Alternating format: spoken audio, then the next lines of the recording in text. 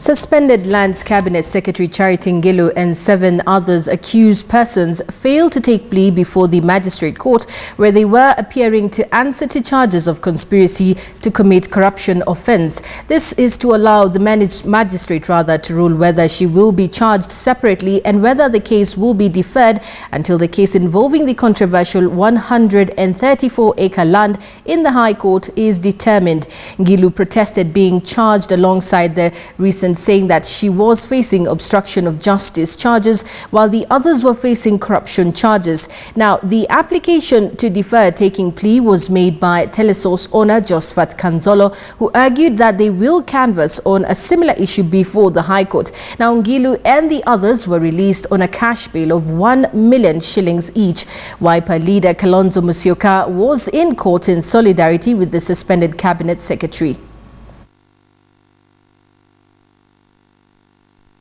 Demonstrating residents from Kambakia in Imenti North Sub-County of Meru County blocked the Meru-Nanyuki highway with stones and burnt tires for 6 hours till late evening yesterday. They were protesting what they said was an intended move by the Meru County government to shift the Meru ASK showground from its current location in Gitoro area to Tigania.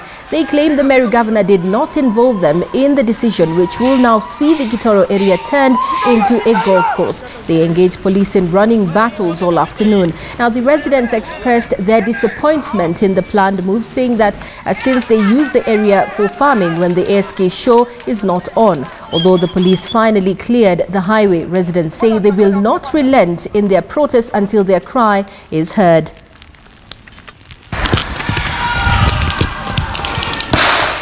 Mwananchi aambiwa kwanza, aambiwa kuna maana inaendelea hapa, sio kuruka wafanye vile wanataka. Hii mali ni ya wananchi na wananchi ndio wanatetea hii mali. Ilipewana, walikuwa wanasaidika hapa, wanalima tena, wakati wasio wanaleta mfuko yao hapa wanasaidika. Sasa ikifanywa ngovu izanisaidia nani? Gavana wetu akuwa anakuja hapa anatuambia kama ni hii shamba anataka kufanya kitu fulani, anatuelezea ndio sisi tunaelewa. Sasa anafanya mambo wakati watu wa Kambakia hawaelewi ni nini inaendelea. Now, the government is set to reopen border points in the counties of Mandera, Wajir and Garissa to deal with counterfeit goods entering the country. Northeastern Regional Coordinator Mohammed Saleh said a lot of sugar and other commodities as well as weapons have found their way into Kenya from Somalia as a result of closing of the border. This, he said, has also denied the government the much-needed revenue. He noted that rogue police officers and other government officials are colluding with the persons involved in smuggling. Hawa pia simewekwa wazi. Mandera juzi tumesema watu wa KRA wakuje wakaregister magari yote ambayo yako na fake numbers. Hakuna mtu ambaye amefungwa, amekamatwa. Tumesema mulipe ushuru ili mpate namba ile sahihi. Now, 2 suspended managers of the Kenya Airports Authority, Acting Managing Director Lucy Mbugua and General Manager in charge of Finance John Thumbi, have strongly defended the controversial apron bus tender. The buses were leased to transfer passengers at the airport at a monthly cost of 11 million shillings. Lucy Mbugua told the National Assembly's Committee on Transport that the board acted unfairly when it suspended 5 members of the negotiating team but spared members of the tender committee that okayed the deal. The suspended Kenya Airports Authority Managing Director Lucy Mbugua and Interdicted General Manager Finance John Thumbi had a date with the National Assembly's Departmental Committee on Transport, which is probing a controversial bus hire deal at the airport. Last month, President Uhuru Kenyatta questioned the contract awarded to Relief and Mission Logistics Limited to transfer passengers within the airport using 5 buses at a monthly fee of 11 million shillings. The president argued the contract was overpriced. This committee has been probing the matter. Je, unaona hizi pesa 120,000 pesa za kigeni za Kiingereza za Amerika, je ni sawa kweli tulikuwa tununue kwa mabasi 5 tu? A 62-seater bus, if you go out in town and you want to hire it for a day, you will pay about 50,000 bob. If you're going to hire, say, a Land Cruiser for your trips to Masai Mara, you'll pay about 40,000 a day. These buses, I'm talking about 74,000 a day for 24 hours. A task force recommended to the Kenya Airports Authority Board 3 procurement options for the busing services. The board settled on a new 4th option that resulted in the award of the tender to a single pre-qualified tenderer, Relief and Mission Logistics Limited. Though Relief and Mission has sent 2 invoices demanding payment for services rendered, suspended General Manager Finance John Thumbi says no money has been paid. We don't just pay brightly. You go through the contract. As a finance person, you go through everything. You have there is a committee which goes through to check what has been provided, which is not provided, called Acceptance and Inspection Committee in the law. They have to do that before even anything is paid. An invoice is not a payment.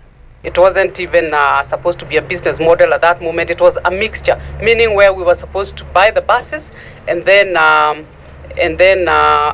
the management. So the board, in their wisdom, discussed and decided that it's going to be a pure business concession. Mid last month, Kenya Airports Authority Board of Directors interdicted 5 senior airport officials for 3 months and suspended Managing Director Lucy Mbugua to pave way for investigations over the bus hire scandal.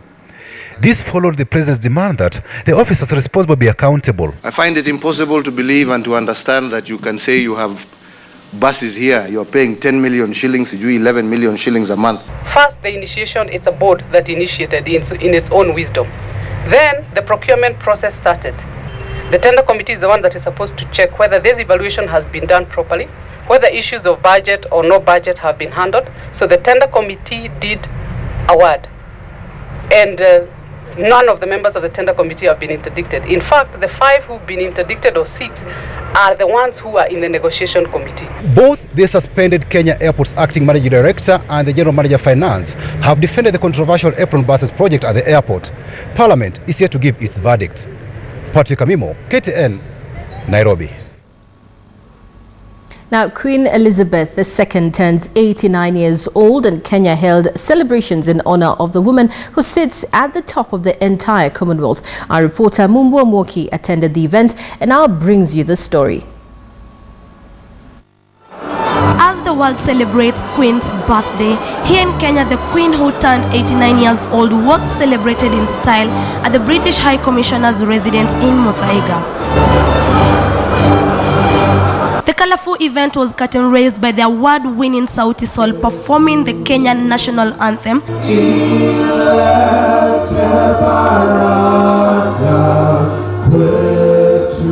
as the Art of Music director Elizabeth Njoroge performed UK's national anthem. Refreshments followed amid a rich blend of cultures as the Kenyan police band harmonized the occasion with Kenyan tunes. The British High Commissioner Christian Turner hosted the guests, among them top current and former government officials, including former President Mwai Kibaki, Chief Justice Dr. Willy Mutunga, and Speaker of the National Assembly Justin Muturi, among others. Turner said that this was the 4th time he was celebrating the Queen's birthday in Kenya, but unfortunately the last one for him. On terror, Turner said that UK is doing much more to help fight terrorism in the country.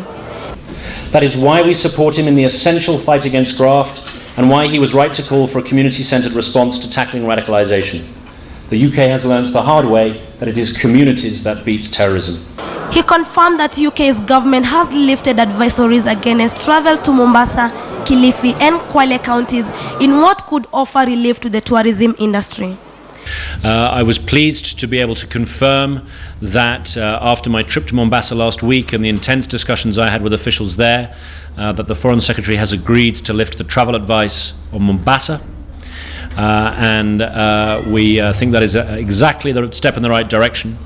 But the way to keep those travel advisories at bay is to work together on security. The Queen is a ceremonial head of the British people and the leader of the Commonwealth. Mumbwa Mwoki for KTN.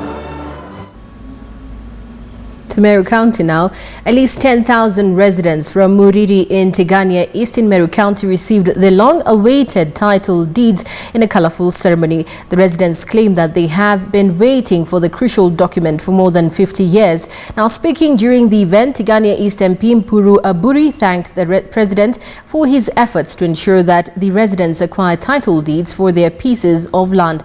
Other political leaders said most residents of Tigania and Igembe areas had no land title deeds, something that they said has always contributed to slow development of the areas.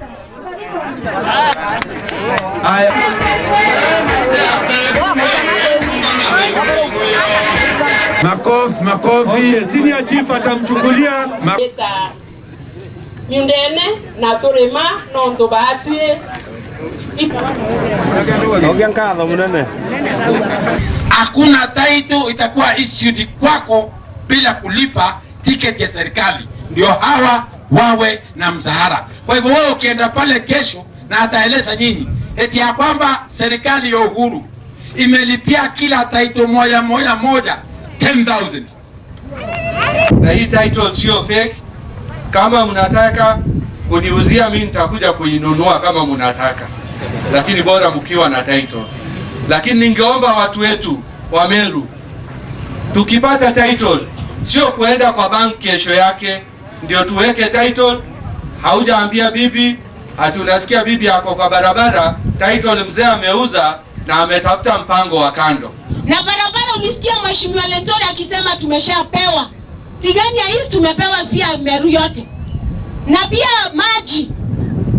Sababu niliambiwa mama alisema alete maji. Lakini ile kazi mlinituma kufanya bunge ni kutetea county. It's now time for Daring Abroad. Now, this week, the dispatch is from Ghana, formerly known as Gold Coast, where Kenyans have also dared to invest. Our special correspondent Alex Chamwada brings us the story of Caroline Ochieng, who makes a living from selling shoes in Accra City.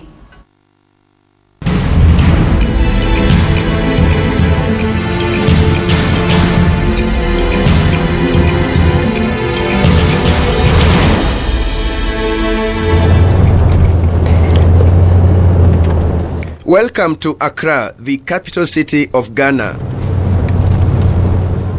The word for welcome here is Akwaba.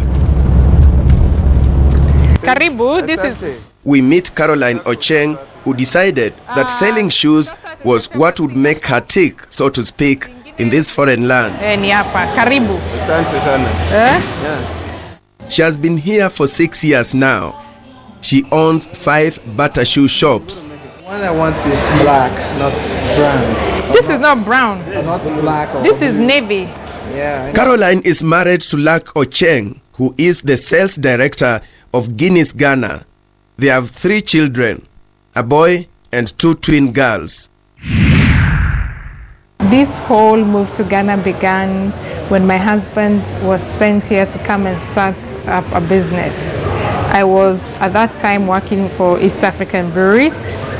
And they asked that since they could second me for the length of time my husband was going to be in Ghana, to Guinness Ghana, who is a sister company. So I came here, worked for Guinness Ghana for a year, slightly over a year and a few months, and then decided that between my husband and I that I was going to take a break from the corporate world, take care of the children and him, and also start a small biashara on the side.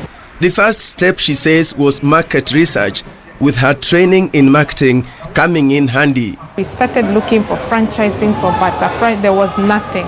So I got their Switzerland office and wrote to them, and it took a very long time to get back. So calling, writing, and about 6 months down the line, somebody wrote to me and referred me to the Singapore office. The Singapore office had a franchising then for Asia, but they had never done franchising in Africa. They knew the Ghanaian market. Butter used to be here about 30 years ago, and they closed up when this whole nationalization, when there was a change of regime and things didn't work out. And when they came in, they were coming to see different people, plus us. Then came the moment to present the idea. And in about 4 months, the deal was concluded. So they chose us as opposed to the others who are much more financially stable and people who've been in this market for a long time. For a startup to take off, capital is very crucial, and one may ask, so how did Caroline go about funding for such a huge investment? No bank here would touch us because we didn't have collateral. We didn't own a house. We didn't own anything. You need to go and give your house for you to get the finances. So we went back home.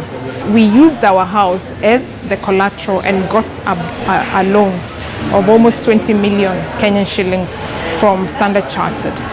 The fees for business permits as well as work permits depends on the size of the investment. For you to start a business in Ghana, you have to bring in $300,000, the startup capital, and it has to come from outside. The stock you bring, anything you bring in for the business can be counted as part of the capital. Now for Ghana, there's a Ghana investment board. It's very clear, 300,000, that's a startup capital. Then they will give you, if you want 2 work permits for foreigners or whoever you need that's not a non-Ghanaian to work. But if you want more than that, you have to invest more. So it goes going up. If you need for 4 people, you need 450. If you need for more, $600,000.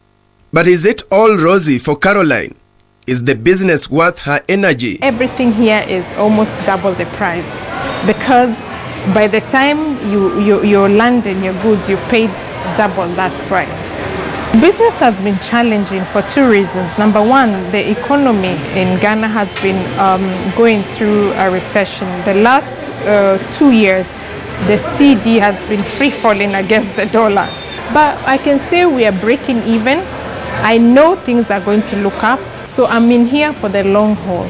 In total, she has 60 employees, out of which 2 are Kenyans. Now, since we began, we were the only formal retail store. But now, since we came, the American Payless Shoes is a chain, America, huge chain, are in. South Africa, the Jet Group, the owners of Edgar's are here, and they do a big footwear. So the competition is stiff. But I believe there's room for everybody. Most of the stock here is Singapore, Malaysia, South Africa, and a little bit of Kenya on the ngomas and the pata. We ship out of South Africa because that's where we consolidate. But most of the stock now, we go for our buying meetings in Singapore 4 times a year. Why Singapore? Why not? Because Singapore had a franchising before. They have a very good way of running the franchising. So the Asia countries, Thailand, Vietnam, Myanmar, all come there. And so Africa was added. I was the first franchise for Africa. Kenya doesn't come. Kenya is a company. So they don't do franchising. This is a meeting for franchisees. And who are Caroline's clients? Everybody. Butter is a family store. Although my butter here is slightly different concept from Kenya, I'm more high-end because my clients like high-end things. West Africans generally prefer very fashionable, very flashy things. So that's why I even buy from Singapore. Now on to Caroline's family background. I'm from the east side of the country. So when you hear Ocheng, everybody always assumes that I am actually from the west side. But I'm a Kamba, married to a Luo from Seme, so I'm Nyaseme. My husband is actually my rock. He's always the brain, he's always a strategist. I am the doer. Before moving to Guinness, Ghana, Caroline's husband worked for mobile phone company Zain, which later became Airtel. He was actually the sales and distribution director for Africa for Airtel Anglophone. So when he was sent here, he's the one who came to start up the business in Ghana. So they live miles and miles away from their homeland. But they say east or west, family responsibilities back home will always come knocking. I'm a firstborn of 9 children. Additionally, we have extended family who you never quite get yourself out of. We are Africans. You can't be here having money and your cousin is not going to school. And you'll be surprised to hear that one of the 2 Kenyans Caroline has employed is her former house help in Kenya, Cecilia, who transformed herself to become a manager in one of Caroline's stores in Accra. She taught herself how to laptop, she bought herself one. She's amazing, and she has 2 daughters. She's a single mother. she didn't have land because she's an only girl in a family of many boys. So traditionally, the girls are not given any land by their father. So she's been able to get something to take care of her children. She's taken her children to school. And that's daring abroad.